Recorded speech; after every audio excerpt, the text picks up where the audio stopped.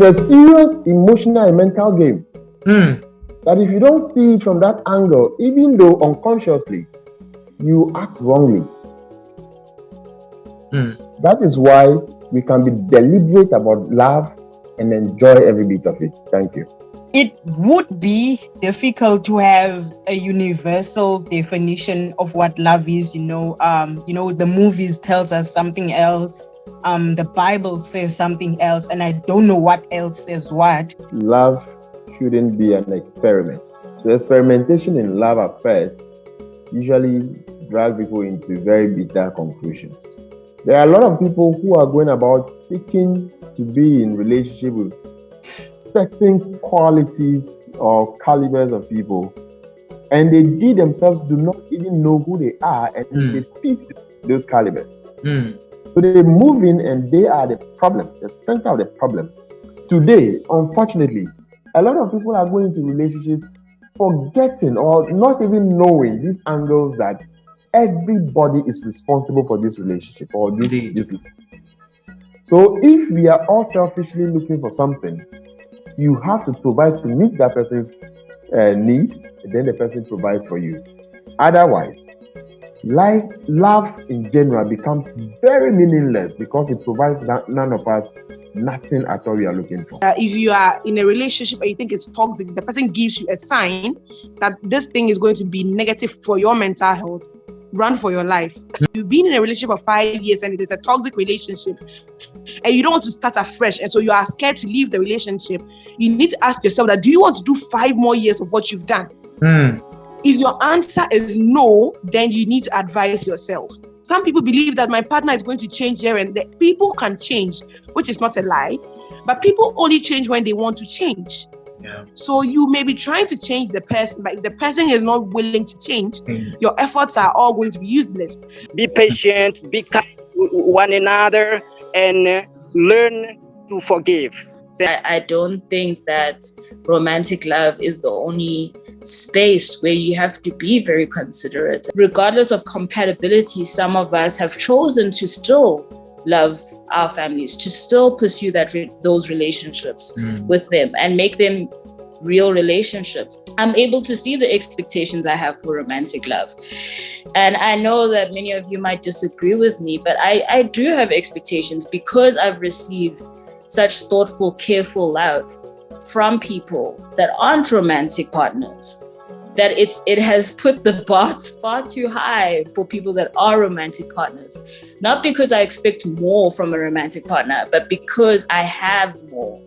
And to expect less is from someone that I would have to share a life with, finances with, a vision for the future, secrets, pain, joy, all those things, it seems very unfair to me and even to that person. So I had to choose a pain because staying was going to be painful. Leaving was going to be painful. So I had to choose which pain I could bear with. Oftentimes, as women, we make the relationship about ourselves. We want to be loved. We want to be treated well. But am I willing? Can I challenge myself to treat that person well? Yes. How do we leave a toxic relationship without feeling defeated? That's one. And then how do we deal with rejection? That is such a powerful question. And the only response that came to my heart was a response that I wanted to say earlier. I think it really goes back to knowing that you are worthy of better. Each person, male, female, needs to know that you are worthy and that there's a purpose for your life. So any relationship you're in that keeps you from fulfilling that purpose, I believe you can gladly and boldly walk away from it. You redefine what makes you happy, keep doing what makes you happy will be very essential in charting life in recent times, because the heartbreaks, the disappointments keep increasing, and it looks like over time, people no longer believe in love, whether love exists. So I believe loving oneself for the first time, having a perfect view of yourself, who you are, and loving those values you have and carry yourself perfectly around, whilst you have a perfect view that people you love may change. People that you come across in life may change. And when the dynamics change, being ready to let go should not be too hard for you as an individual. I mean, in a world where everybody cannot help but fall in love with somebody at some point, I think it's very, very important that we actually get to understand and put our hands on the important things that love is all about. Usually when we hear love, people just think about the heart. And that is why when a relationship goes sour, people would say that the person has a heartbreak or they are broken-hearted, or, we always think it's the heart. But the truth of the matter is, when we are talking about love, the main organ in the body thinking about is the brain, and not that when they are falling in love. If you take a scan of their brain, the parts which controls all the emotions, you see that there's a lot of activity going on in the brain, and it can be equated to what happens in an addict when they take cocaine. Okay. So when you are falling in love with somebody, that's the reason why in the beginning of the interactions, people can stay on the phone for hours and not get tired. They can't they think they can't breathe without the person. It's like you're addicted to something, but this time it's a human being that you're addicted to. Love is supposed to be beautiful when you get it right, but when you don't get it right, it can mess with your mental health, and it can mess people, in some cases, self-esteem. We've seen it end in abusive situations for a lot of people, and they can't seem to get out. Everybody's saying leave, and they can't leave. They've gotten so used to the toxic nature of that relationship. Have a standard, this is what I want, and if it's not there, just take it, kill. It's okay to appreciate people. Oh, you look good, but you mustn't date everybody that looks good, that comes your way. But when two people who claim they love each other, the role of kindness. And coincidentally, the Bible says love is patient, right? Love is kind. The Bible didn't describe butterflies. Indeed. It described these like values.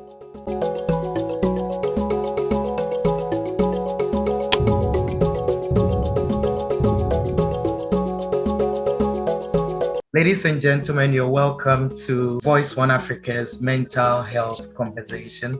And this is our second episode in partnership with the Mandela Institute for Development Studies, that's Mind Africa, located in Johannesburg, South Africa. In our first episode, we dealt with several issues that had to do with mental health and how in Africa there are no spaces to communicate and to share mental experiences. And I mean, we are having this conversation on the back of Valentine's Day. Tomorrow is Val's Day, and we know that love, romance is a big subject, yet there's a lot of distortion around it. And also, we know for a fact that many people are experiencing psychological issues because of relationships and the negative impact of their romantic relationships. So this conversation aims to shed some light on what happens when we fall in love and how we can understand and then safeguard ourselves, as it were, how to go about it. I don't want to use the word to play safe, but how to be able to love and still be safe and sane, so that's the aim of this conversation. Whilst reading around, I chanced on a publication by the Alliance International University, and this was the heading. It says that the dangerous disease that is love. I found it interesting. So love is a dangerous disease. It can be a liability and even be deadly. Happy Valentine's Day. While being in love can have many positive psychological effects on our daily lives, it can also be the harbinger of death and despair. It could, after all, be reasonably classified as a psychological affliction. Among the most troubling effects of love is its tendency to suspend rational judgment and logic. It may very well be true that love is blind, and it is not always a good thing.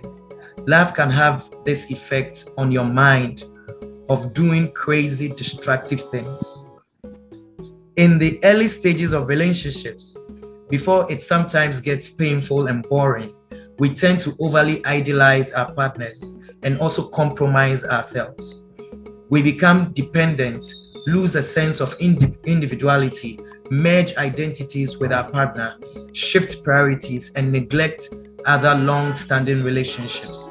apart from the existential crisis, disappointment, and compromise, being in love can also have some serious physiological effects, which includes the pain of rejection. So I'm reading the last paragraph and then I come to the panelist. When you experience the prolonged pain of rejection, the healthy rhythm in your heart goes away for long periods of time. This is called vagal withdrawal. Prolonged vagal withdrawal changes your heart rate and rhythm, turns up the fight and flight response, causes organ pain, and can even cause constipation, headaches, and diarrhea. So I mean, this interesting. But one of the questions I asked myself is this love what was described? In the Bible, 1 Corinthians chapter 13 tells us, it kind of outlines the parameters of love from the biblical context. It speaks about how love does not seek its own, love it does not boast, love is not selfish and stuff like that. So it defines the parameters of love. So the question is, what I read, is that the definition of love, or is that love? That's one. But however, this is the way we've come to understand love. To a larger extent, this is what people relate to as love, the passion, the romance, the eros. That's how love has been defined and to a larger extent accepted and played out. So this is going to be the opening remarks from me.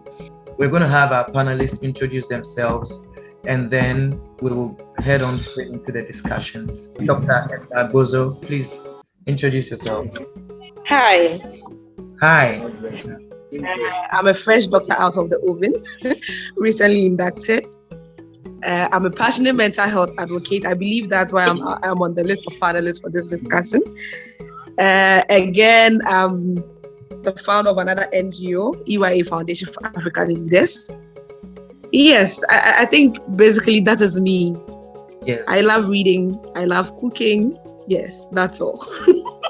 Awesome. She's so energetic. And we are so pleased to have you, Esther. We can't wait for your fire. Thank you. I'm from Ghana. Okay. My name is Linda Raji. I am Nigerian, based in Nigeria. I work in the development space, like an NGO, and I am a mental health advocate and lay counselor. I volunteer for a lot of organizations. I'm passionate about women and girls, and lately boys, because they play a major role in making sure girls are safe as ambassadors, of course. I'm excited about this conversation. Just today in Nigeria, through AIDS Healthcare Foundation, we celebrated International Condom Day, just because tomorrow is Valentine. So of course, there's a lot of myths and misconception about love, what love is and what love is not. There's the biblical perspective of things, there's the physical aspect of things, then of course there are personal experiences. But I am really thrilled to get to hear from the rest of Africa while I share from Nigeria what love looks like in this part of the world, and I look forward to hear from the others what love looks like. I have the pleasure of having my boss. I can call her my ex-boss, but she's still very much in my life. My former organization, her name is Onyinye. She's on here, and my very, very, very, very good friend. She's in the Netherlands at the moment. She's also on this call, so I'm really excited. And a few other friends too are here. Yes. Awesome, Linda. That's great. Yes, thank you so much. I also forgot to mention, I have some of my people too on. Awesome. Yes, that's the spirit. Yes, I have a few of my volunteers on. I see you, Godfred, and then my big brother is on as well. I see you, Joshua. Great. Yes, and I think a few friends will also join as we go on. Thank you very much, Esther. So let's hear from Emmanuel, the clinical psychologist, my colleague. Hi, good afternoon, everyone. Good afternoon. I'm Emmanuel Jiwonu, and Dennis has been my buddy for years. I'm glad you've invited me onto this meeting. When I saw the topic, I was like, well, for once, we are going to talk about things that are not at a pathological stage, where we are talking about how we can heal or treat, but rather talking about positive things that will get us going to avoid problems. So thank you. I'm grateful that I'm here. My background is psychology. While Dennis chose to do another aspect of psychology, I decided to do clinical psychology. I practice as a clinician, but I also currently teach in a medical school in Ghana.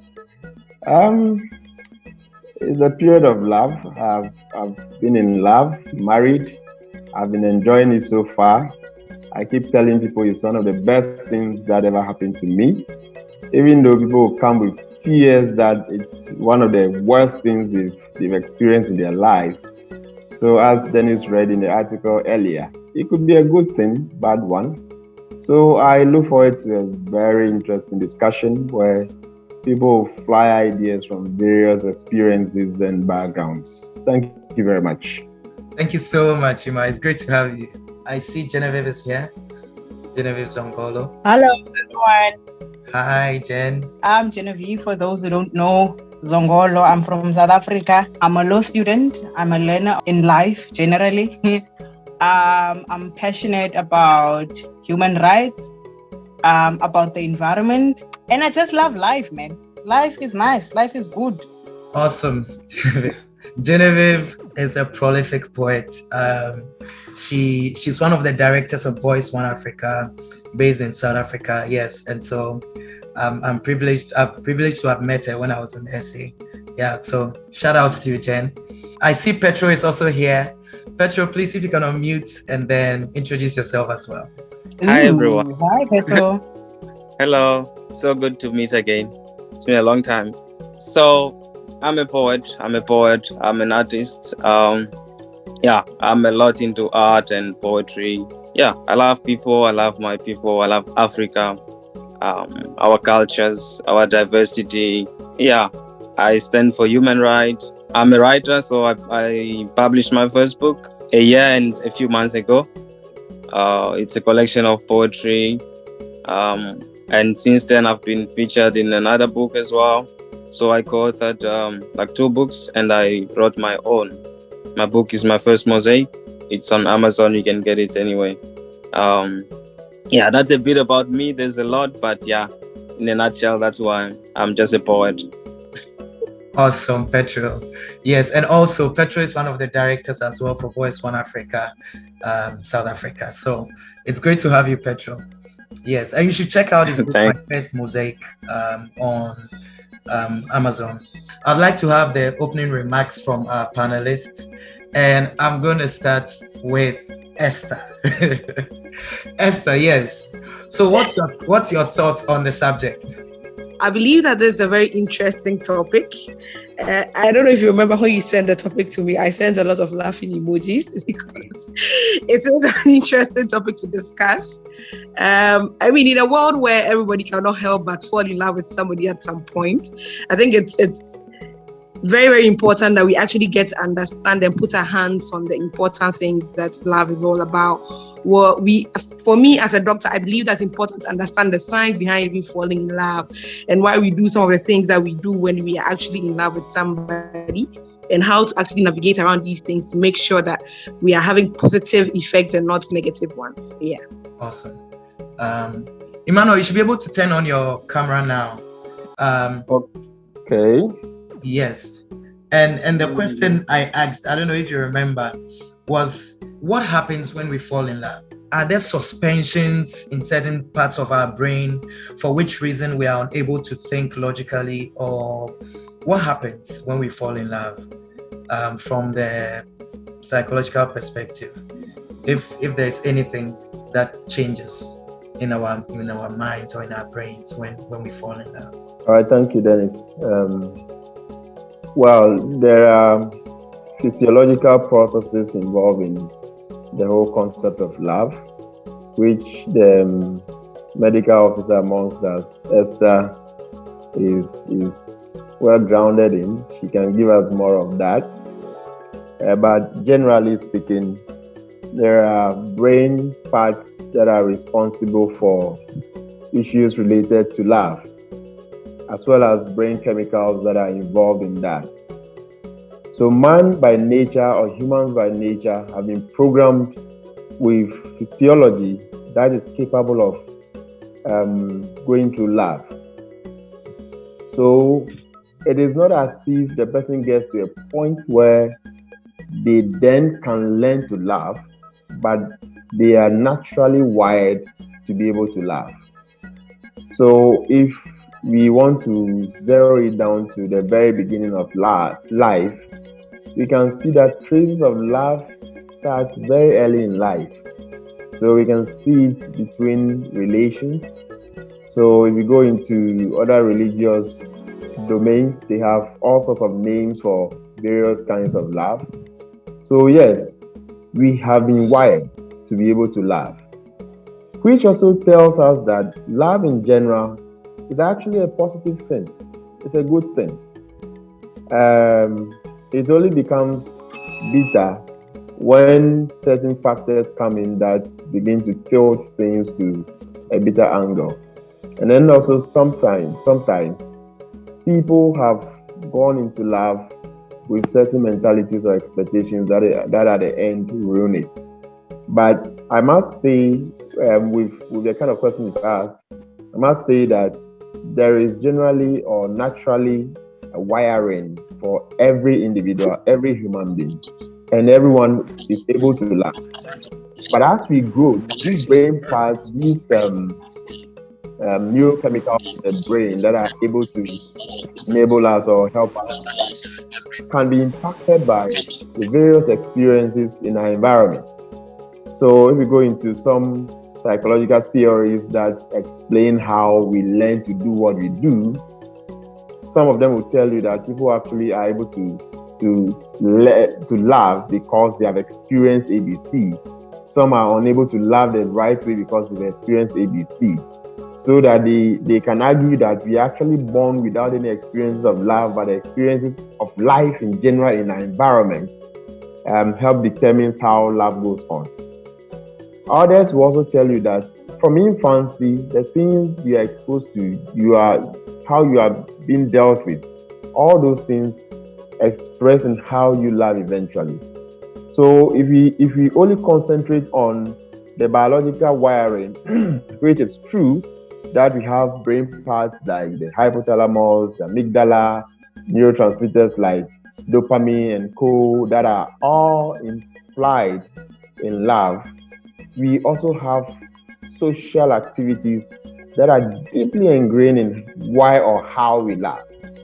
For instance, if we take a typical home where children have excessively or consistently witnessed bitter relationship between their parents, they grow up to see that love among adults is actually a bitter thing. So they dread it from the word go. So when they get to that point, they are expecting it to be either bitter or they shouldn't even go into it at all. But if you take homes where it is fun, children see their parents enjoy life, enjoy love, they grew up expecting it to be so. And when they get into it and things are not turning up the way they expect, they always want to seek solutions to it. Okay. So yes, there are biological basis for it, there are social basis for it. Things around us all add up onto what we have biologically to be able to determine whether we have a smooth journey in our love affairs or not. Thank you. Thank you so much, Emmanuel. So what I got from what you're saying that man or humans in general are wired to love, to be able to love.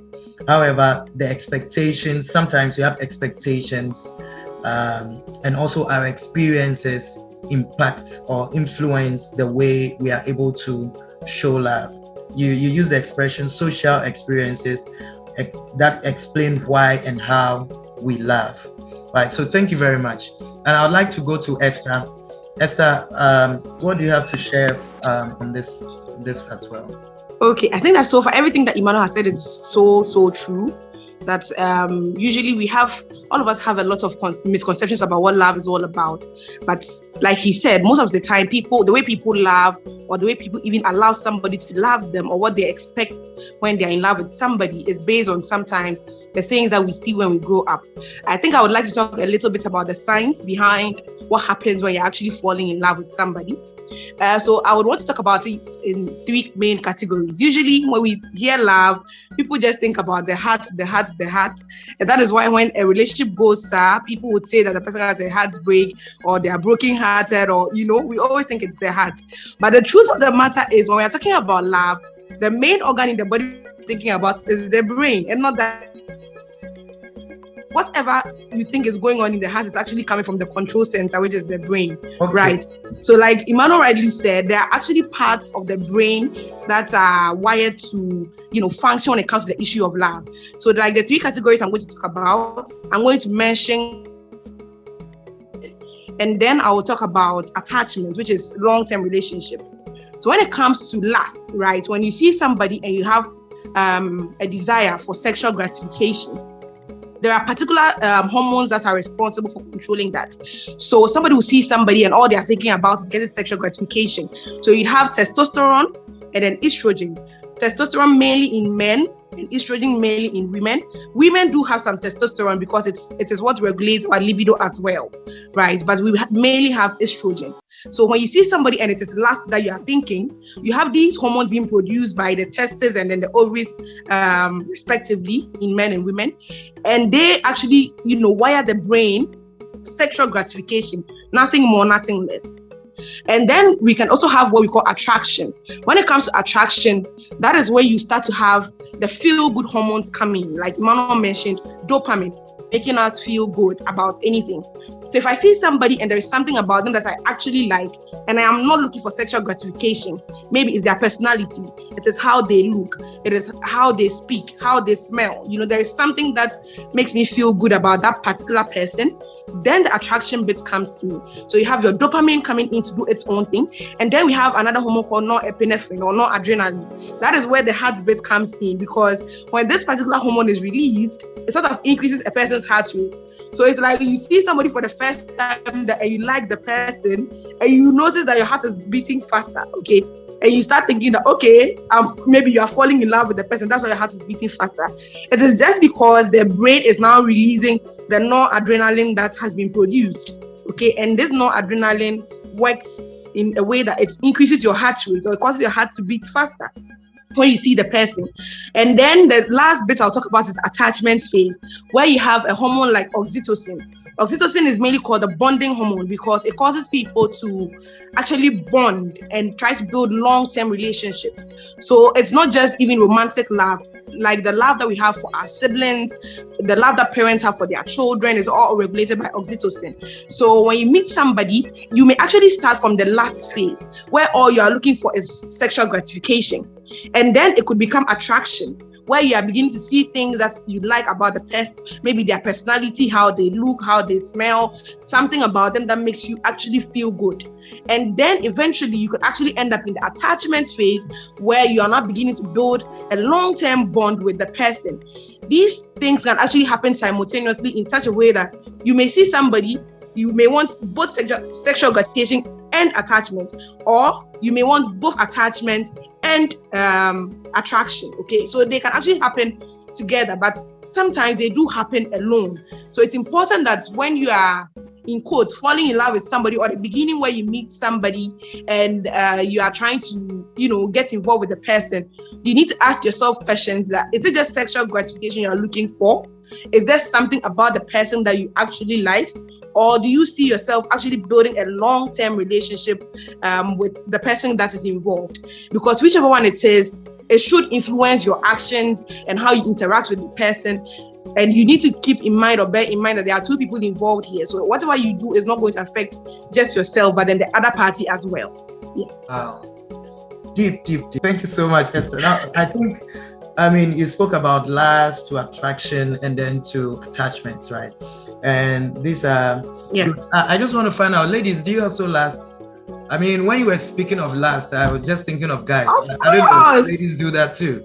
Of course. It's not just a one way. It's not just a one-way track. I see. There are girls who also see guys and all they are looking for is sexual gratification. Oh la la. I see. I never knew. You know, when it comes to sex stuff, we usually try to pin it down on just the men, but Guys, I think it goes both ways. It goes both ways. Interesting. So the last, and then there's attraction, where you mentioned the feel good hormones, dopamine, and the rest. In my reading, I came across a bit of it that said that the feeling of being in love, relating it to being high on, say, cocaine, and speaking about the release of dopamine and all. I mean, I was like, wow, that's amazing. The feeling of being in love can be equated to being high on cocaine. To an addiction. Yes. Addiction. So it is like you are addicted to a human being. So, people who actually use drugs also have dopamine being released in their brain, okay? And research has shown that there are people who, when they are falling in love, if you take a scan of their brain, the parts which controls all the emotions, you see that there's a lot of activity going on in the brain. And it can be equated to what happens in an addict when they take cocaine. Okay. So when you are falling in love with somebody, that's the reason why in the beginning of the interactions, people can stay on the phone for hours and not get tired.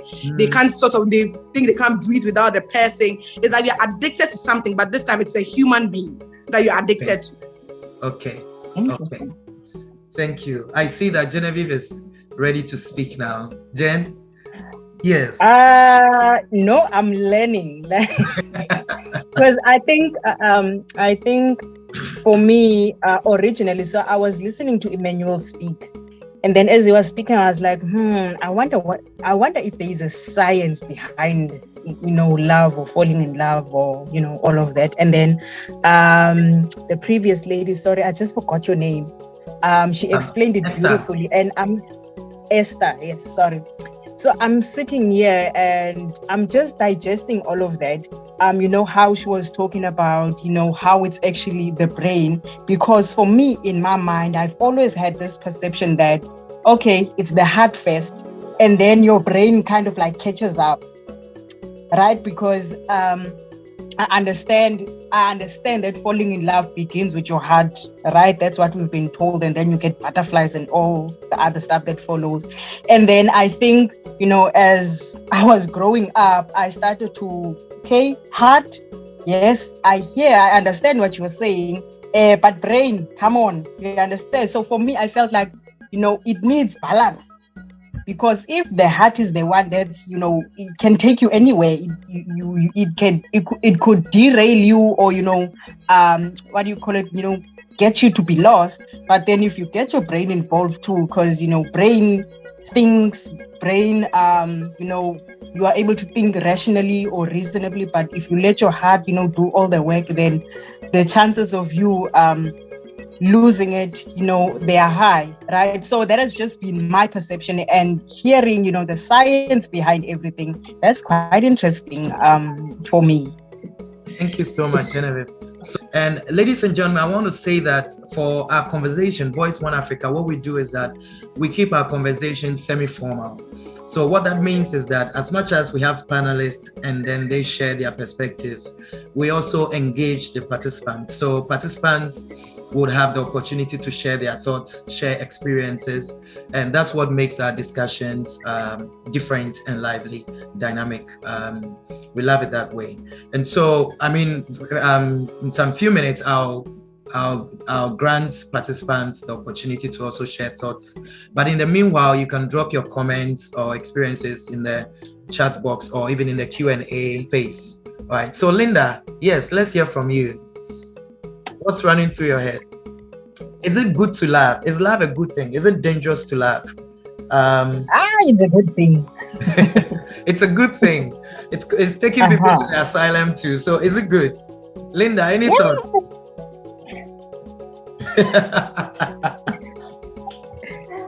Okay.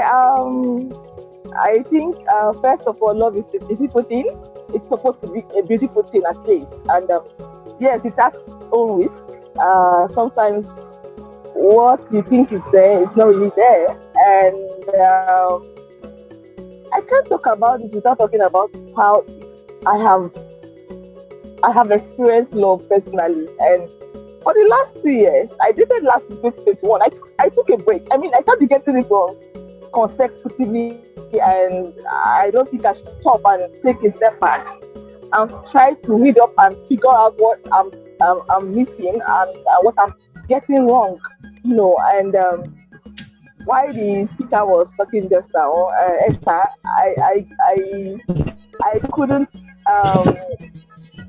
I heard when she was talking about the brain, what the brain does a lot to trick through the whole dopamine stuff, and I see all that now. From what I've read also, now I know it's not something to rush into. It's something that you should be more rational about.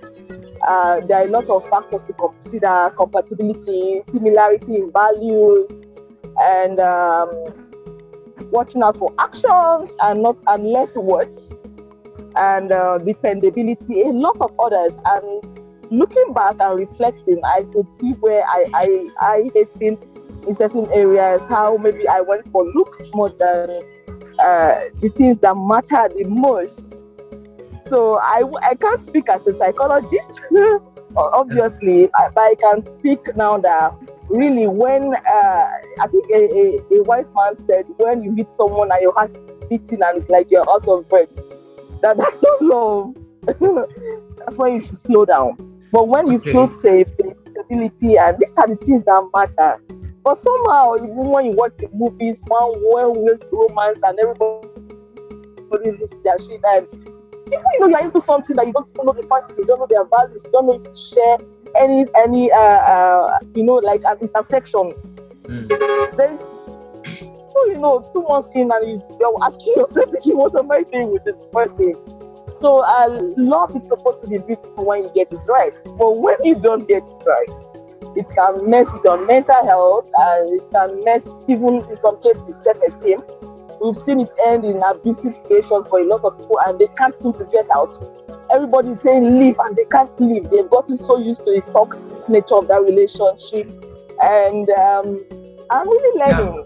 I thought I was here to share, but here I am learning from the experts who are bringing in the scientific aspects to this narrative. And it's really interesting to know that, like Genevieve said, it's not about the heart, it's actually the brain. So if it's the brain, then really one would need to slow down and ask the important questions and have a standard. This is what I want, and if it's not there, just take it, kill. It's okay to appreciate people. Oh, you look good, but you mustn't date everybody that looks good that comes your way. I have had situations where I had people, a few people I dated, and like, we'll have better off as friends. Eventually, I figured that out after dating.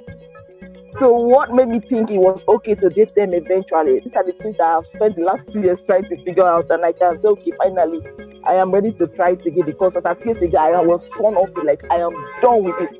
I am not dating. It's too much. Wow. I see people and they look so beautiful, and I'm like, I always wonder, behind this beautiful smile, I wonder what they're arguing about. And that became a mentality I tried so hard, and finally I got rid of. People can actually be happy in this thing called love. It's not everybody that is in struggle love, right? So it's about getting the basics and not being swayed by emotions and dopamines and everything. Yeah. Thank you so much, Linda Esther. So I think from all that we are saying, I think there's a need for us to define what love is. Not necessarily just for us on this platform, but like generally, maybe I'll say maybe our generation and the younger generation, because it looks like, even from what Linda was sharing, sometimes the things we are looking out for, and even when the clinical psychologist was speaking, he also mentioned that sometimes the expectations that we have of love, or the things we are looking forward to, sometimes these things themselves can defeat or affect the relationships that we get into, So defining love, it's something that I feel that we may need to look at. And will this be a personal definition, or should this be a definition as per societal expectations, or should it be definition as per religious expectations as of like what the Bible is saying the definition of love should be in 1 Corinthians chapter 13. I would like to quickly say from my study in 2 years of what I now think I should look out for. And it's not too far from what the Bible also says. And now I know the value of what kindness really means.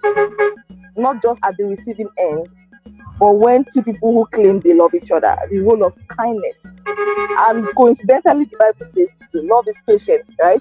Love is kind. The Bible didn't describe butterflies. It described these like values. It gives you stability. No butterflies anywhere. More like stability, things that are solid. That if they ask you, why do you love this person? You should be that, the person is dependable, the person is trustworthy. The person doesn't get angry even when they are upset. They have a way of sharing their thoughts. Sorry, I'm on my way back home and the whole So they can share their thoughts without being abusive, verbally abusive. So if the Bible is saying love is patient, love is kind, and I am a Christian and I'm not getting it right so far, then I should pause and go back to what the Bible is saying about a potential partner being patient with me, being kind, right? So when we have all this figured out, then being dependable, right? Being considerate. What other quality will I mention now? Yes, being supportive, being generous, being forgiving. Yes, that's a big one. Forgiving, very, very seriously. There's someone trustworthy, someone you can trust, someone that has your back, someone supportive. These are the things to look out for. No more butterflies, hey. So, and it helps, yes, if you're also physically attracted to the person. I mean, the looks factor come into play, but it shouldn't be the first thing I now know to look out for. So I would say this is what I've learned, and because of that now, I've been able to narrow it down now and actually say no to a lot of attention I'm getting because the former me, he looks so cool, he looks gentle, but that's not it. There shouldn't be a place of friendship to figure out what people are hiding. See, time has a way of revealing, even just basic conversation reveals who people really are. If you pay attention, except you're not paying attention and you're being blinded by emotions, if you pay attention, those signs were there all along. Thank you so much, Linda, for sharing. Thank you so much. These are things to definitely look out for. Yes, Imam. Yes. Well, sorry I jumped in. You posted a question that what do we define love to be? I chip in now because this has actually been a question a lot of people ask. Frankly speaking, we have never found definition for love anywhere. Not even in the Bible. You only see the attributes of love. Okay. And no writer attempts to do that. They'll do it in a very stylish manner because they know if they go straight forward to define love, they'll be caught at a point. In my view, love has to do with two selfish people who are acting cunningly to squeeze things from each other. Hey. Okay. Yeah, that sounds so strong. It is because we are both selfish and we want something from each other. That is why we have patience. That is why we forgive. That is why we tolerate. That is why we do everything, all the attributes thereof about love. In the end, love benefits you, the individual. Okay. And when you play it well, that is the only time you enjoy it. You say it as if love is a game. Talking about when you play it well. So it's a serious emotional and mental game. That if you don't see it from that angle, even though unconsciously you act wrongly, that is why we can be deliberate about love and enjoy every bit of it. Thank you. Okay, thank you. I mean, I love your closing statement that you can be deliberate. So there's we should be deliberate about love. And then when we do that, we'll be able to enjoy our relationships. They interconnect where one is able to love or is loving humankind. I think when you love humans, sometimes I think you are able to learn to love yourself, or bring it here, right? So it's just, I think, a bit of a, a mental struggle, right? Or struggling to kind of like make sense of this. But yeah, and I think it would be difficult to have a universal definition of what love is. The movies tells us something else. The Bible says something else, and I don't know what else says what. So I think it would be a struggle, or it would take a long time to have a fixed definition. And even if we get that fixed definition, I feel like people will always have their definitions, right? Now, I am of the belief that love stems from respect and care.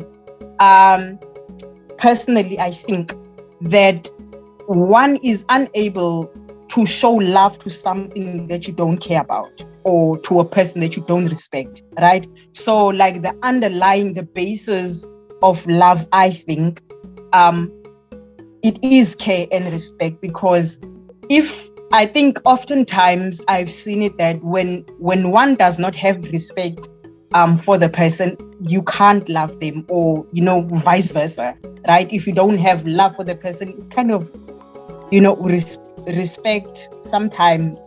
And so I'm just basically processing this. As I'm saying it, we can have further discussions. Thank you so much for keeping the conversation going. And as I mentioned, we are opening the floor. I'd like us to move into the next section where we are talking about how can we remain safe. I think we've already started speaking about it, how we can remain safe and sane in this space of love. Because like we are saying, we must keep a level head as we enter into relationships. How can we remain safe in this space of love? Ima, you've worked in the clinical setting where I'm sure people have come to you. In your opening remarks, you mentioned that you were glad we're having this conversation because it's not, as it were, a remedial session, but it's a session that is looking at prevention, more or less, right? So I want to say that what advice can we give to us and to the people out there who watch this video later about how we can still love and not end up in the psychologist or with the psychiatrist. I don't know how to put it, but that dimension of love taking you into a space of unwellness or romance or relationships leading you to the space where now you have serious psychological issues, OCD and things like that. So that's why I want us to discuss now, what can we share? And also if you have any experiences, how Linda shared her experience, how she backed out of relationships and was like, okay, let me just step out now and be with myself and watch what I've done right and what I've done wrong. I recall myself, some years ago, before I met my wife, I also had to back out of all relationships and step back to be able to see what I was doing right or wrong in order to be able to get the right person. Even though I felt that, I met some really good ladies, good girls but for some reason it just didn't work, So I had to now come back and check what the issues were to be able to have a more sound or a sane relationship that could lead to marriage. And finally, I was able to land one, and it's been a joyful one so far. And so I think at this point, we'll open the floor. Participant, if you feel you'd want to share something, I see my cousin Beatrice is here. I'd love to hear your experience or your thoughts Mildred, my colleague as well, is here. I'd like to hear your thoughts on this issue. All right, so the floor is open. You raise your hand and then you just be called to go ahead. Thank you. Dennis. Whilst we wait for them, yes, Iman. Yes, I want to chip in a few things before the others come in. Okay. First of all, I think we must make it clear that love shouldn't be an experiment. Okay. If we go in experimenting and it fails, it ends wrong. We have too many bitter experiences of these experiments. And when the good ones are coming, we are clouded by the previous experiences we had. So experimentation in love affairs usually drag people into very bitter conclusions. For that reason, I usually propose that people become keenly interested in the concept of self, the self concept. Okay. Where we get to know who we are as an individual. Knowing who you are goes a long way to help you with how you deal with other people and who you even want to deal with in the first place. There are a lot of people who are going about seeking to be in relationship with certain qualities or calibers of people, and they themselves do not even know who they are, and they fit those calibers. So they move in and they are the problem, the center of the problem, but they always point one finger at the one they are dating or in a relationship with, and the rest is facing them. So we need to know who we are, which begins with you knowing your background, where you're coming from, how you've been trained, the things you've seen, your temperament, how your ability to take certain things and all that. So our own self, knowing that, drives us into individuals we think we can be compatible with. In fact, I hear a lot of people talk about the issue of compatibility in relationships, which for me is very vague, very, very vague, because it is not conclusive. It is not clear what actually defines compatibility. Okay. Until you know yourself, then you begin to learn or see traits of the other person, then you see if you click or not. But a lot of people don't know themselves, so we need to look at that. Now we get into a relationship. There are two key aspects of relationship that everybody should look at. You, yourself first, what you bring to the table. Like I said earlier, that loose definition I gave, that it has to do with two greedy people or selfish people who have come to tap from each other. Yes, it is what we need, what we are looking for, that drives us into loving the person in the first place. Because you see the person and your heart is melting. For what? You have seen something you want. That is what you are going in for. So it has always been an individual's expectation that this person should provide me with what I'm looking for. Okay. So in that vein, we give up on what we can contribute. It doesn't matter any kind of or love, even if it is parent to child. What we provide in that relationship is what is very important. So after we have been able to table our desire to present what we have, then we can begin to see how the person comes in.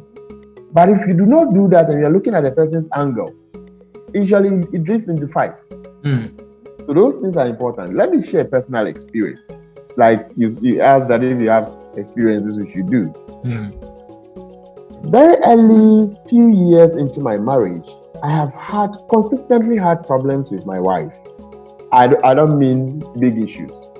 For instance, if I hear a plate fall in the kitchen, I scream, shout that she's being careless. If I come back from work and my food delays for 5 minutes, I shout on her that she's not being caring. If you lie down and she stretches her hand or legs over me, I say that she's bothering me. So all the time, it's been one shout, one complaint over the other. Until one day I got to work early in the morning and it struck me, hey, could this be you? So I asked, if she's in the kitchen cooking and a plate falls, will this woman intentionally drop plates just to break them or make noise in the house? The answer is no. If I come back from work and the food delays for 5 minutes, isn't she making sure that the food is well prepared for me? Is that not out of love and care? The answer is yes. If we are in bed and her legs are over me, what does that show? It's more about bonding and connectedness. Yeah. So if all what she's doing, one way or the other, I am going to benefit, why do I complain? So immediately I drew the conclusion that it is me after all, not her. So that level of introspection is required of everyone in a relationship. It is not to say that it is always you who are the problem, that is why the relationship doesn't work. No. But if every individual in the relationship takes a step back to make this reflection, it works so well. Because I tell you, my example I'm giving, after these reflections, to be frank with you, I have never had a plate fall in my kitchen. But I see plates break all the time. I have never seen my food delayed. Sometimes I get home before they start cooking. So it makes it beautiful that everybody is ready to work on things from their angle. Today, unfortunately, a lot of people are going into relationships forgetting or not even knowing these angles that everybody is responsible for this relationship or this. So if we are all selfishly looking for something, you have to provide to meet that person's need, and then the person provides for you. Otherwise, love in general becomes very meaningless because it provides none of us nothing at all we are looking for. Thank you. Thank you very much. Thank you. Esther, let's take closing remarks and then we'll round this up. Okay.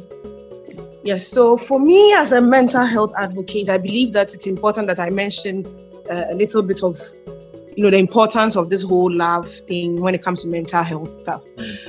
So it's important to understand that love can either be a positive or a negative for anybody's mental health. Yeah. Now, you'd come to appreciate that if somebody is in a healthy, loving relationship, it can actually go a long way to actually boost their mental health because whoever they are with becomes like a support system for them. Truth of the matter is that we all have mental health challenges at one or a point or another in our lives, and sometimes you need a good support system. And so if you have somebody that you love as your support system, it actually helps. Studies have shown that people with mental health challenges who had healthy relationships actually recover faster because they have like a good support system. If somebody is going through a mental health challenge and they have, say, a loved one there who is going to help them with the treatment, going for appointments and all that, it actually goes a long way to help the person recover quickly compared to somebody who doesn't have that. Then again, we also need to remember that in as much as the positive bits is there, it could also be negative.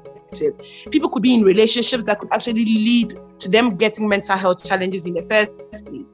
So it's important to understand that when all the, the attraction and the lust and everything, is blinding you and all that, is important that you still need to allow your brain to be rational enough to process things and understand that if this thing that I'm in is bad for my mental health, you need to maybe take a step back or you need to, advise yourself. I always tell my friends, sometimes I say jokingly that if you are in a relationship and you think it's toxic, the person gives you a sign that this thing is going to be negative for your mental health.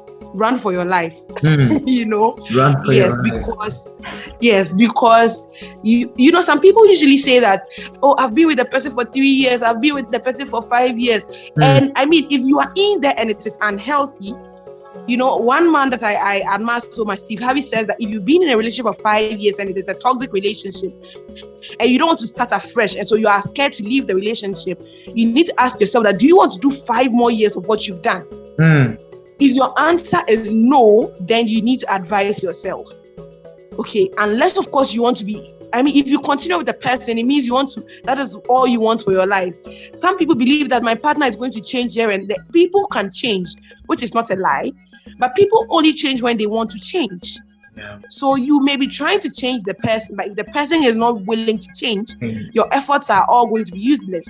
So you need to, first of all, even if you want, personally, I had a friend who was going through a similar scenario. Her boyfriend was being toxic and all. I told her, and he didn't want them to break up. I said, if he doesn't want you to break up, this is what I think you should do. Tell him that, okay, you are exhibiting these characteristics that I think are toxic for me and my mental health. So if you believe that you still want us to go on with this relationship, then I want you to get some professional help for this particular attitude or behavior that you have. If the person is willing to put in the work to seek help for that particular behavior that they have and let it go, then you guys can decide to give it a shot again. But if the person is unwilling to get any help, then you need to really advise yourself and take your shoes and start running, because eventually whatever they are doing is going to affect your mental health as well. And for me, I don't want anybody to end up with depression, anxiety. People end up with PTSD and all that because of experiences that they've had from relationships. And it's very scary to know that some people even get to, suicidal ideation and suicidal attempts. Yeah. So we don't want people to get there. So please and please again, if at any point in time you feel that any relationship or situation that you're in is unhealthy for your mental health, for me, I would say that run for your life. Thank you. Thank you so much, Esther. That was a good wrap. I see some hands up. I see Gerard. Gerard, so you can unmute yourself and then you mention your name and then your country, and then you can go ahead with your submission. Hello, everyone. Hello, Gerard. Gerard, I'm attending from Democratic Republic of Congo. Yeah. I'm very interested with the topic. Myself, I'm involved in anti-corruption, gender and social inclusion. And I'm also a passionate learner. The reason why I want and then learn a lot about this topic. So thank you for organizing this event. Okay, I would like to share point of view about this topic. First of all, I'm going to give my point of view according to what Emmanuel has just stated about love. Because myself, as a married person, I do understand that love has got some requirement that says people should meet. And if you wanted to enjoy it, you have really to abide with some regulations in your relationships with your beloved ones. As Emmanuel stated, we need to have some compatibility between two people who are in love. It means before you experience all things in your love, you must know which one to love, which taste does that one have, and what do I like? Okay, because love is not only physiological, it's also something that is beyond what we can imagine. For instance, when I love somebody, I must go beyond what that person has. I must go in deeper in that one to know what that one really wants from me, because that will make our life be good as we want to live forever. And this is love I'm talking about. I'm not talking about love which I can share with people in the community, but I'm talking about the person I live with in my home. So we need to have some qualities first in order to enjoy the love. First of all, we must be patient, as you mentioned earlier. We must be patient with each other. We must also understand everyone's weaknesses, because no one is perfect. And if no one is perfect, we must know what can I do when my beloved, my partner has done something wrong. So I must be ready to forgive, okay? Forgiveness is also important when you want to enjoy it.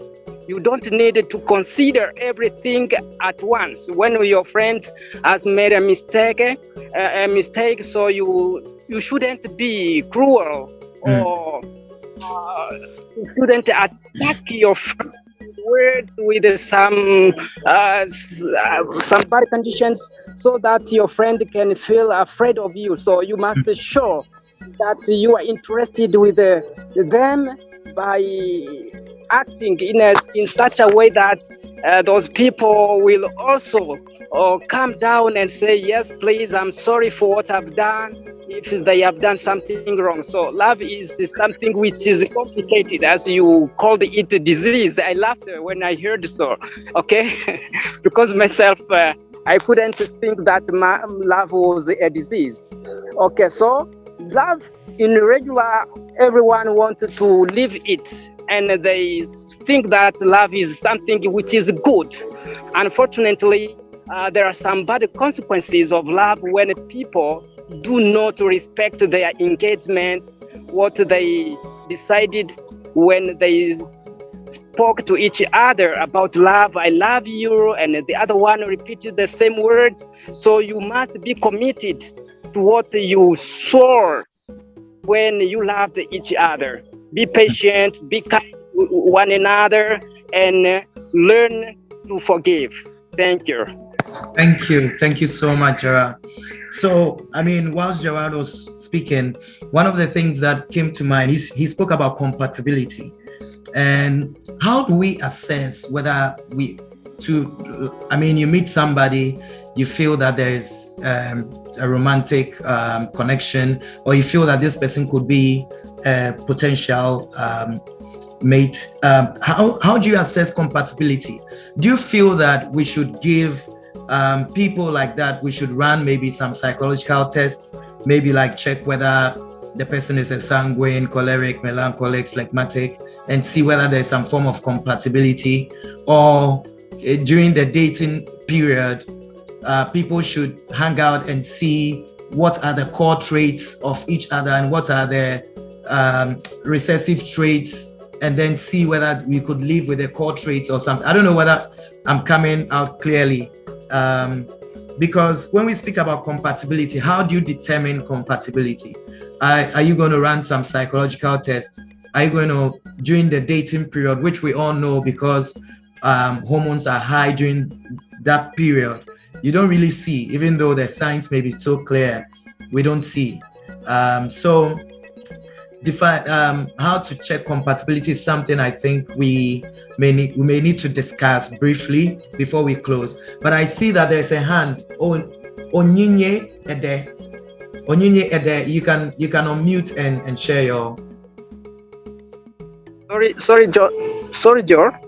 I'm also interested in sharing my point of view about the question. Okay, briefly, then we'll move on, please. I'll be brief, of course. Compatibility, it means that you must know first what your partner likes, okay? It means, for instance, myself, when I loved my beloved one, I wanted to know if her choices are mine. For instance, when she likes going out, when she likes cooking, and I like cooking, when she likes dancing, I like dancing, when she likes, it means we must find things that are alike. Okay. And myself. So that is a compatibility according to me. Thanks. Thank you. I see Mildred, your hands up. Mildred. Genevieve, I'll come to you after Mildred. Mildred, you can unmute. Hi, Tito. I felt like I should step in since I am here. Hi, everyone. I'm Mildred. I am from South Africa. And I'm stepping in not because I know anything about romantic love, but I do know I have learned a lot of the other types of love that even Genevieve mentioned, you know. And I think even when pursuing any type of love, whether it is building a love of God, a love of friendships with your friends, a love of your country, a love of your family, all those types of love, honestly, I think require some level of compatibility. All those types of love require some level of careful thoughts. I don't think that romantic love is the only space where you have to be very considerate. And I think oftentimes I have failed in romantic love because I've failed to understand the love that I have in my life. Not in the sense that I'm ungrateful, but rather in the sense that, you know,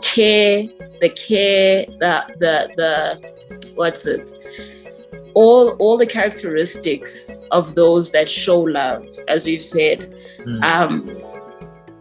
are important in all relationships, right? When you have a relationship with your parents, right? As a child, obviously, they are dependent, or you are dependent on them. But as you get older, and especially being an adult, and now having an adult relationship with my parents, and we will never be on equal footing, but you know, we are on more equal footing than when I was a child. Indeed. And seeing how much, you know, how much, as bad as it sounds, how much pain they've caused me, but how much pain I've caused them. You know, they don't, you know, when you're a parent, and Dijo will know this more than me, but when you're a parent, the child that you have at 4 years old is not the child that you will have when they are 29. And the more I speak to my parents, I see that, yeah, they you know, they love me, but they also miss the child that I was at 4, or the child that I was at 8, or the child that I was at 10. And having these conversations, you realize even that type of love can be so complicated because there is a compatibility. You know, in many ways, sometimes a parent is more compatible with taking care of a young baby than they are with a human, an adult who will talk back, who will have emotions, who will cry, who might have depression, who might have, you know, work problems, blah, blah, blah, because the 4-year-old is not going to come back from preschool with those problems. But then they have to work through that and understand that in the case of family, regardless of compatibility, some of us have chosen to still love our families, to still pursue those relationships with them and make them real relationships. And I think for me, understanding that, and I'm just giving the one example, I don't want to go on for too long, but even in friendship, the same things applies. Even when I think about, again, like I said, the love of my country, the same thing applies. And it's through thinking about those things and even seeing the love that I do want in return from those people, I'm able to see the expectations I have for romantic love. And I know that many of you might disagree with me, but I do have expectations because I've received such thoughtful, careful love from people that aren't romantic partners, that it has put the bar far too high for people that are romantic partners. Not because I expect more from a romantic partner, but because I have more. And to expect less is from someone that I would have to share a life with, finances with, a vision for the future, secrets, pain, joy, all those things, it seems very unfair to me and even to that person. So anyway, that's just my short, hopefully short input. Thank you so much, Mildred. I think, yeah, that's great. One of the things I picked from your submission is that love is a decision. And it came out for me whilst you were speaking. And I feel I think it's fundamental because love as we know it, it's just like we were sharing how parents relate to love for family, children, regardless. It's a thing about decision, and it's a family thing. So thank you so much for sharing and for bringing up this as well. Yeah, Genevieve. Also, just based on what Mildred touched on, that, love is a choice. And with a choice, when you are two people, be it friendship, family, there needs to be, or I feel that there needs to be a certain agreement, right? That, okay, so we are doing this, right? And as you are, you agree, then you live. And as you live, you reflect and you review and you live. And I feel like, it goes on and on, right? Experience in relation to, the thing with self-love, right? Yeah. Because personally, that is how I have been measuring myself, right? That, how I'm able to treat myself, that's how I'll treat others. So if I treat myself poorly, that's what I'm going to give to others, because I cannot give what I don't have, right? So just a short experience, or I'll try and make it short. A long while before, I was in a relationship, talking on compatibility and agreements were there. The person I dated, we were not seeing eye to eye, and we were not seeing eye to eye because we wanted different things. But when we originally spoke, it sounded like we wanted the same things, but when the lived experience came, we did not want the same things. So, arguments, fights, talking at each other, not with each other, that whole thing. And, I had to sit and review and ask myself, is this what I want? It's not what I want, but also dropping everything is kind of, you understand? So I had to choose a pain, because staying was going to be painful. Leaving was going to be painful. So I had to choose which pain I could bear with. And then I chose to walk away, and I was not devastated.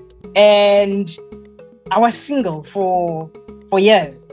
And in being single for years, it gave me time to reflect, to learn things about myself, to accept certain things about myself, to kind of okay, so Genevieve, what kind of person do you want to be in a relationship? Okay, this is what I want, listed my things, and asked myself the question, these are the things that I want. Am I able to give those things to that person? Because I've also learned oftentimes as women, we make the relationship about ourselves. We want to be loved, we want to be treated well, but am I willing? Can I challenge myself to treat that person well, since I want to be treated well? And, things went on. Life was good. And I got to a point where I was like, you know what, Genevieve? I don't mind getting into a relationship. I think I understand myself better, because when I understand myself better, I'm able to articulate or say the things that I think. And that person, based on what they are saying, I can decide whether this is what I want or this is not what I want. You understand? Yeah. So that has been helpful, or it helped. Because now I am in a relationship where I feel like there's mutual respect. There was an agreement that, okay, this is what Genevieve wants or desires. Does this person have the characters? Oh, yes, great, they have the characters. Okay, now let's live. Let's see how this works out. Oh, okay, it's still going well.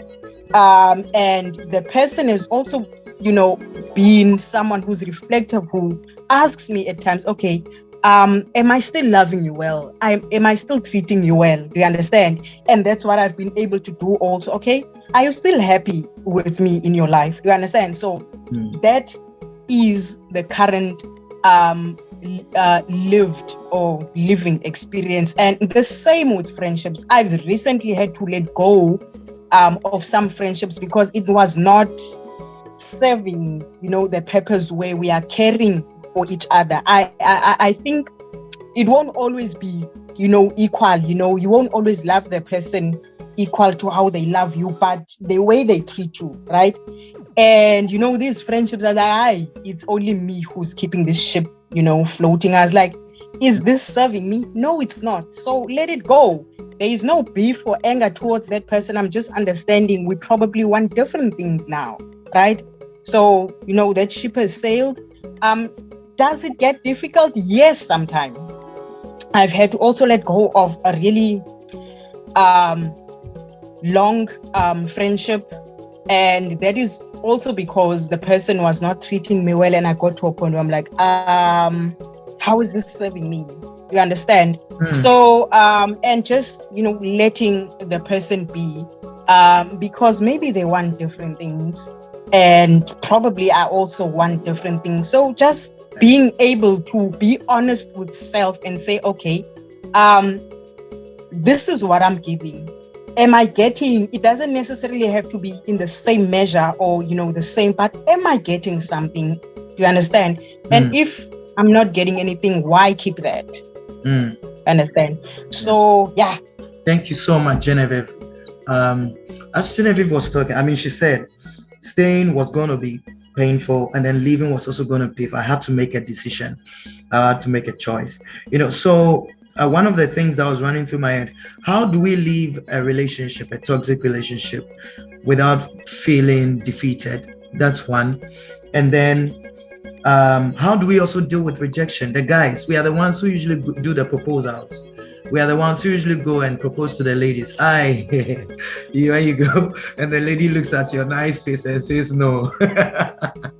How do you deal with such rejections as guys? And living a relationship, dealing with heartbreaks. I want us to end with these aspects of pain. Yes, how do we leave a toxic relationship without feeling defeated? That's one. And then how do we deal with rejection? Yes. Yes. Yes, we can. Awesome. Greetings from Maryland in the United States. This has been a very insightful and rich conversation. I have to say, I really appreciated the different perspectives.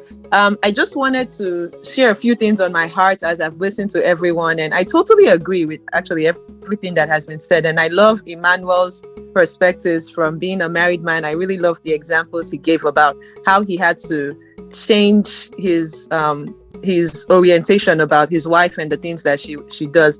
But you just asked a very, very good question about how do you leave a toxic relationship without feeling dejected or like a failure. Yeah. And that is such a powerful question. And the only response that came to my heart was a response that I wanted to say earlier. I think it really goes back to knowing that you are worthy of better. Okay. And I feel like when it comes to the conversation of love, the issues why a lot of people struggle is because I think somebody mentioned it earlier. You have to know yourself first before you get into a loving relationship.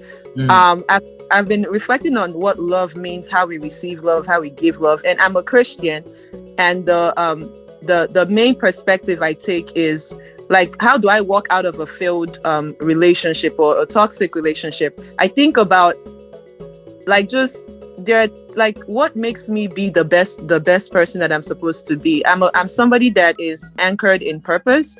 And if I feel like anything in my life or anybody in my life is keeping me from fulfilling that greater purpose, then I need to leave. And I love the example about thinking of, okay, if you leave, it's painful. If you stay, it's painful.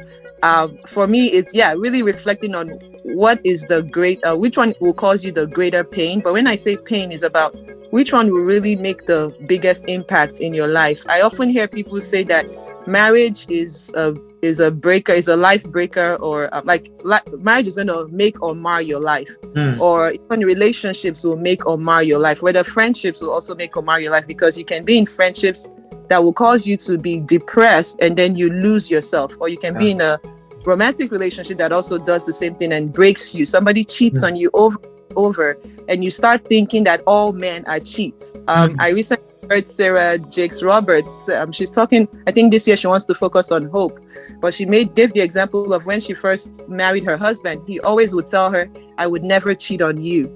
And she said for her, whenever he said that, she would just be quiet. And then one day he asked, like, why are you always quiet when I say that? And she's like, because like for her, everything around her has shown her that men will cheat at some point. So for him to say that to her, she didn't really believe it. But she just talks about how sometimes you just have to hope against all odds. And I think as Christians, our faith allows us to hope for the things that are not seen. But anyway, just practically, I'm not telling people stay in an abusive relationship and hope that the person gets better. I really love what someone shared about if somebody wants you to stay with them and they are the issue, as long as they are willing to work on themselves, but allow them to be able to work on themselves. Don't try to stay there while they're working on themselves. Well, maybe just give a distance, but yes, allow the person to work on themselves. If they truly love you and value you, they will work on themselves. So for me, right now I'm in a beautiful relationship, and I love that he always asks, like, are you happy? Am I making you happy? And then we also understand each other's weaknesses, and he is always very quick to apologize. So I'm also learning that I should also be quick to apologize, be quick to forgive, because I just think, God, we mess up every single time. We mess up, but God is always eager to just forgive us. And like, there's nobody that can commit a great crime that God will say, okay, this one is totally unforgivable. So anyway, there's a lot to share, but I just want to just highlight, I think each person, male, female, needs to know that you are worthy and that there's a purpose for your life. So any relationship you're in that keeps you from fulfilling that purpose, I believe you can gladly and boldly walk away from it. So yes, I'll just stop there. Thank you so much. I mean, I think that's very insightful. It's deep. Thank you very much for joining us and for sharing these deep insights. We have some few comments in our chat. So let me read them. I believe Linda is saying that I believe it is best to develop a friendship first. Take your time, be discerning, then take it from there. And you get to identify shared values. I believe this is referring to the issue of compatibility. Get to identify shared values and unpleasant attitudes while being friends first. Rushing it has never worked, at least not for me. Chemistry is overrated. Okay. All right. So thank you. And I also see one here. Feeling defeated at the end of a painful relationship is normal. For me, I pack my lessons and leave. I get over it eventually. Yes, it is normal to feel bad about the wasted time, but I won't waste any more time staying there. I just leave. Even though painful, I still leave. Knowing I deserve better has always helped. Knowing I gave it my best shot helps. That feeling of sadness is temporary. I typically lean on the support of my friends and enjoy their comfort. Thank you very much, Linda, for sharing that. Yes, so I guess social support comes in. And when Onyenye was speaking, one of the things that came, speaking about the having a promiscuous relationship or something, one of the things that came to mind was breaking social contracts. When you have some form of trust in a partner and the person kind of does contrary, then there's more or less a contract that is broken, even though it may not be spoken, but that contract is broken, and then it sometimes leads to tensions in the relationship. Yeah. So thank you. Anyone who wants to share a closing comment? Let's do that now. I think there were two questions I asked about how do you leave the relationship without feeling defeated? For the guys, how do we deal with rejection? Oh, not just guys. In fact, I think ladies also experience it. For both of us, how do we deal with it? I think Onyenye's response and even Linda's response, both responses have addressed this in a way. And yes, Eric. All right. Thank you so much. I'm joining you from Burkina Faso in West Africa. Nice. We are sharing a border with Ghana, Cote d'Ivoire, Mali, Niger, and Togo as well. Oh, nice. Yeah, thank you so much. Yeah, it was, let's say it's really an interesting discussion. And from the beginning, I was just in my corner listening to you all, learning from you all. It's very, very important. Thank you, everybody, for your insights and your inputs. It's very important. And I don't have much to say. I just want to thank you. But I will end with a quotation from Socrates. Okay. I know you all know Socrates. Yeah, Socrates, yeah. Yeah, he said that get married. So if it works, then you become a poet. If it doesn't work, then you become a philosopher. So it means that love is very important, and based on what you all have said is very important, and we just need to go ahead, okay, and then like someone talked about compatibility. I don't want to come back on all of these things that have been already stated. So it's very important. The topic is really important, and I think that we can, go ahead have another session about that topic also. Thank you so much. I think we'll have a conversation around the same topic in French so that we can meet the needs of the Francophone. All right. Yeah. Thank you very much. Aaron, I see your hands up. Aaron, you can unmute and then speak. All right. Thank you very much. I'm contributing from Ghana. Is this Aaron, the psychologist, the social psychologist? Yeah, this Aaron. Right. I love the contribution and the topic and what have been done so far. I want to just share that when it comes to living a toxic relationship, it seems difficult for most people because, number one, people have constantly defined their happiness to include a partner, so that if that partner is not there, they experience a sense of loss. So going forward, I believe that people should be able to develop a perfect view about what makes them happy, and happiness should flow from within, because the dynamics will continue to change. But having an internal resource where you redefine what makes you happy, keep doing what makes you happy, will be very essential in charting life in recent times, because the heartbreaks, the disappointments keep increasing, and it looks like over time people no longer believe in love, whether love exists.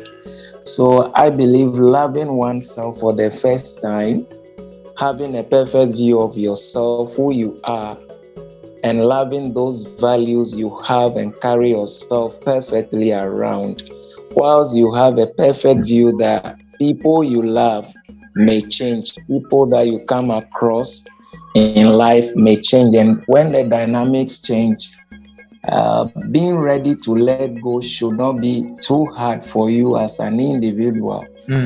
However, people who remain possessive of a partner in their lives will find it very difficult to, break that tie and move on when the relationship is no longer serving the purpose in their life. So greatly, I have really enjoyed the presentations across board. And these just few remarks I want to put across. Thank you so much. Thank you very much. Thank you very much. Thank you very much, ladies and gentlemen. We are bringing the session to an end. I'd like to say that this session was done in partnership with the Mandela Institute for Development Studies, that's Minds Africa, located in Johannesburg, South Africa. And Minds Africa is into scholarship, leadership development for African youth. And so if you are an African youth who is passionate about Pan-Africanism and you need a scholarship to study within Africa, outside of your home country, then Minds Africa is a place to go for your funding. Yes, and they funded the second year of my master's degree in South Africa. Yeah, so they are the partners for this conversation. So on this note, I'd like to say thank you to everybody and have a wonderful Valentine's Day. And yes, enjoy your love lives. All the best. Bye for now. Thank you, Reverend Joseph. Thank you. Bye. Thank you. Take care. Thank you. Bye, everyone.